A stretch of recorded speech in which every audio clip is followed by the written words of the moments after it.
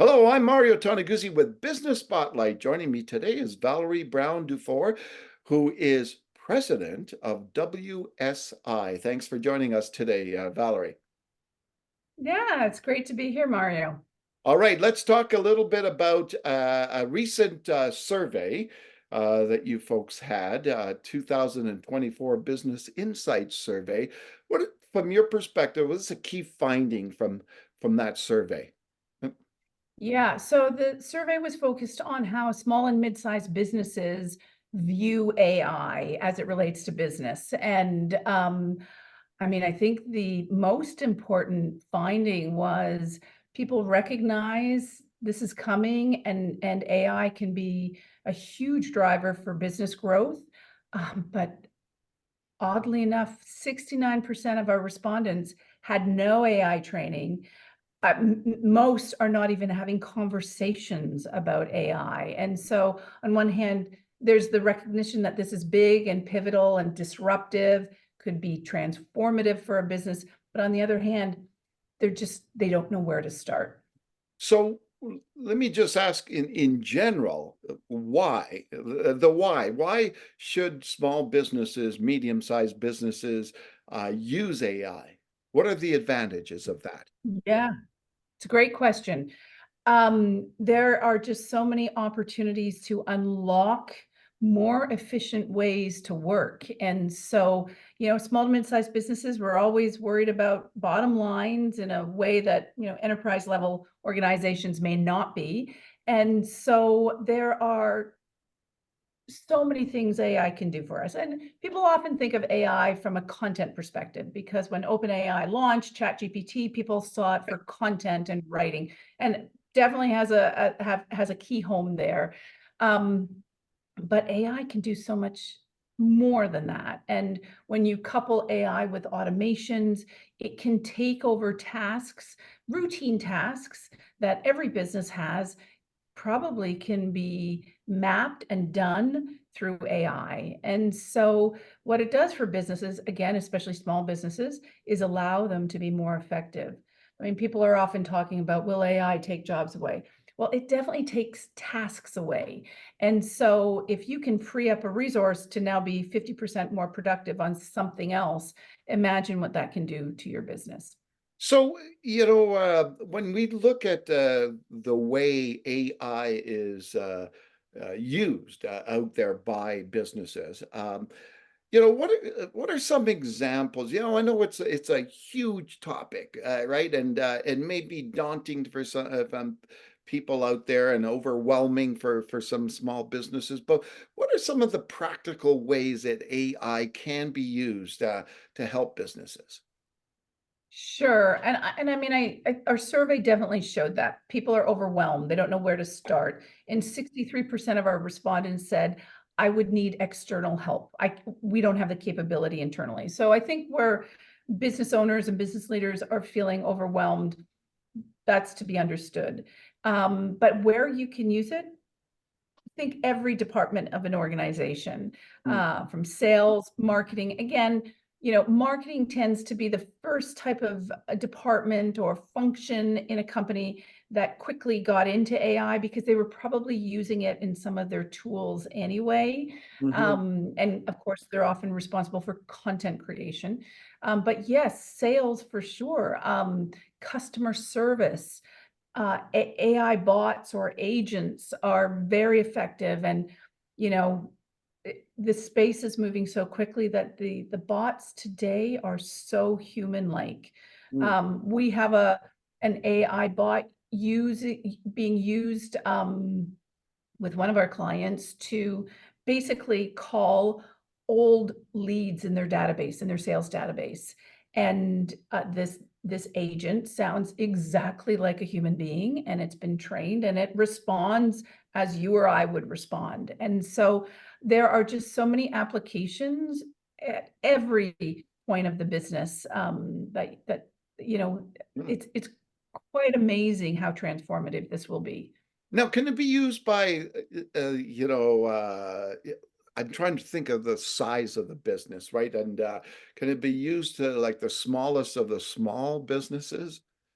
Sure. Is that a budget question or is it just a functionality, a budget question? Oh, Yes, both. Okay, for sure.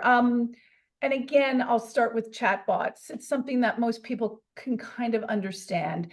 And yeah, there's very cost-effective chatbots that the smallest business could implement to maybe take some of their incoming inquiries. And again, they're chatbots that are AI chatbots. There were historically, like 5 years ago, bots that you could add to a site, but it was all just logic based and they were preloaded with responses. This is not what we're talking about today. These are trained and they're trained like almost a human and they can respond in a human-like fashion. And so, yes, even the smallest of businesses, there are bots that are not cost prohibitive. I would equally say there's many other things that we're finding we're doing for clients. Just again, simple task automation. And small businesses are typically, strapped a little bit for cash and yeah. maybe don't have a ton of resources or redundancy in their staff. So yeah, AI can facilitate so many things, even for the small business, for sure. What are the consequences of small businesses or in medium businesses not adopting AI? It's the question, I think, Mario. I think the obvious question or point that I would raise is, what if your competition is? And so, I mean, every business has to be worried about competition in one way or another, but, being the first to move, I think, is important. Our survey certainly highlighted that people don't think this is going away. This is not a fad. This Yeah. is here to stay. And so I think for a small to mid-sized business, moving quickly and getting on the AI bandwagon sooner rather than later. And it's not complex. It's not all technology related, actually. A lot of the work we do is helping businesses put their principles together. What are our AI principles? How do we want to use AI? How do we want to disclose our usage of AI to our clients?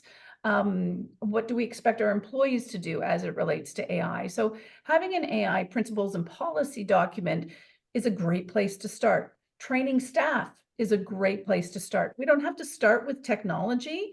There's just a lot of other ways that a smaller mid-sized business can get underway with, very little cost implications. So if you were talking to a small business owner, like say myself, Mhm. what advice, and I'm interested in adopting AI or, Yeah. what advice would you give me? First thing, you got to be in a mindset of learning. So, the world is changing, and so just know that there's going to be a period where you're not going to know everything.